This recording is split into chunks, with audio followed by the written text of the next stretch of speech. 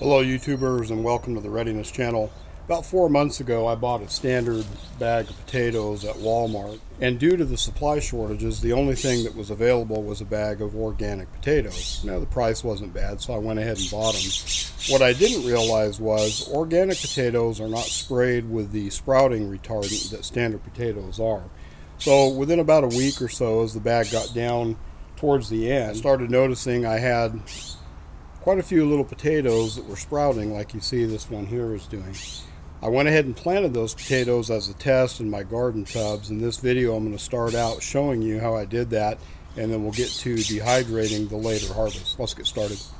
I dug out about half of the soil out of this approximately 20 gallon, I'm guessing, plastic whiskey barrel.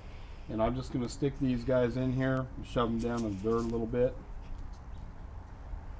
And then I'm simply going to refill the bucket up with the soil that I took out earlier.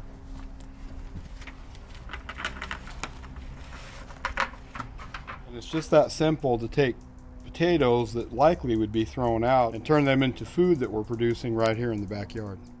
Fast forward to 4 months later, and this is what we ended up with. We planted 2 separate tubs of these potatoes.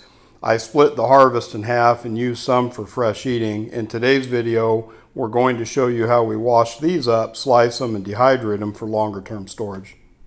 So we've got a little workstation set up here. We're peeling them first, putting them in some water with a little bit of lemon juice in them to keep them from discoloring. This machine right here, this mandolin, is probably one of the best tools that you could have for something like this. And I would say one of the biggest single reasons why this is a great piece of equipment to have for dehydrating is you're able to dial up the thickness that you want, and uniform thickness means uniform dehydration. The tool does have some dangers to be aware of. That blade is very sharp, and if you start running your hand back and forth over it, cutting something, you're going to lose fingertips real quickly.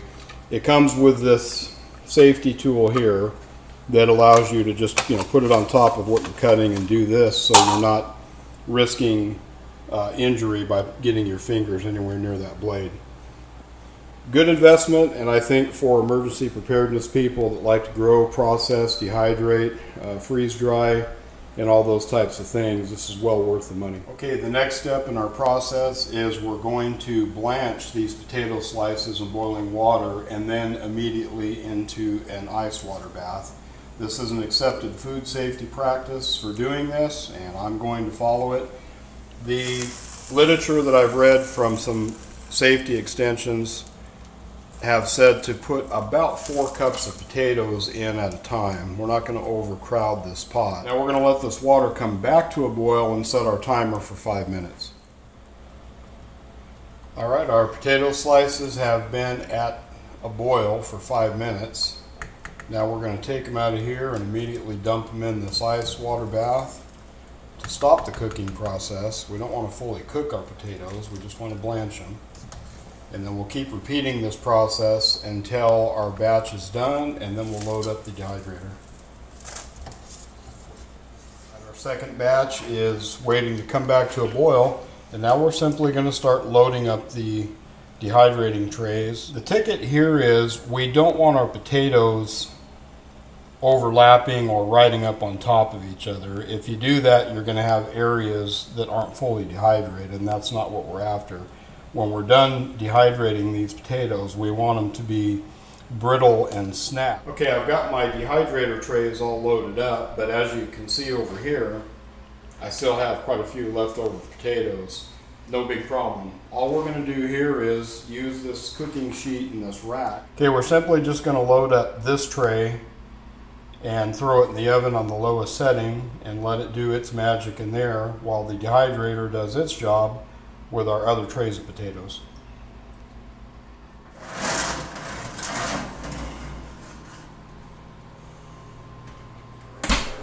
Alright, now we're going to get this thing going. I've got it set up out in my garage because in the summertime where I live it's very hot and I don't want this running inside the house, and the heat out here will only help dehydrate the potatoes. Now all we have to do is wait probably about 7 or 8 hours. We'll have to check it throughout the day, and we'll have some hopefully some dehydrated potatoes that we can jar up and put into our long-term food storage. We're about 7 hours later here, and I think our potatoes are done. One of the things that you're looking for with these to test them is that crisp break in them like that, and you know that they're completely dehydrated, or as much as you can do with this method.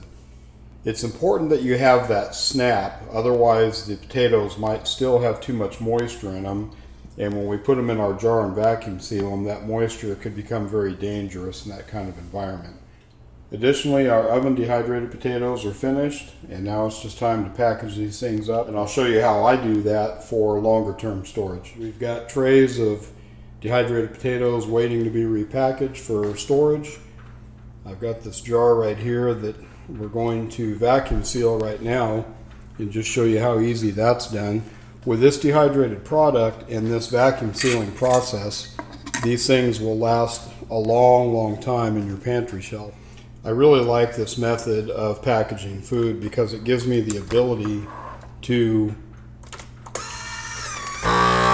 access this stuff when wanted.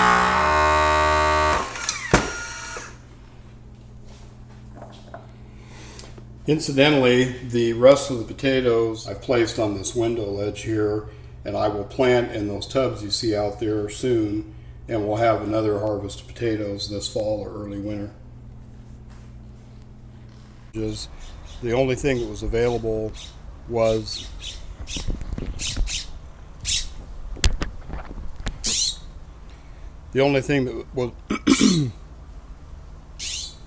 and then after that we'll put them in the dehydrator.